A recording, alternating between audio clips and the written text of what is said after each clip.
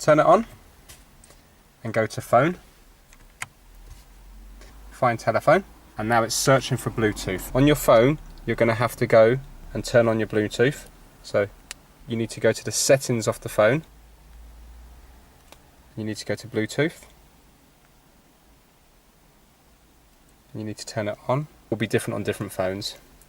So right now this phone is going to be visible to other Bluetooth devices. It's found it.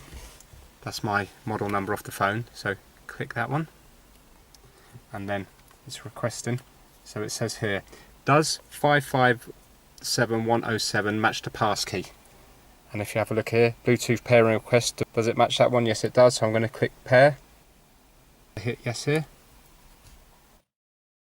So now it's asking for a message request because you will also be able to do text, so I'm going to click yes.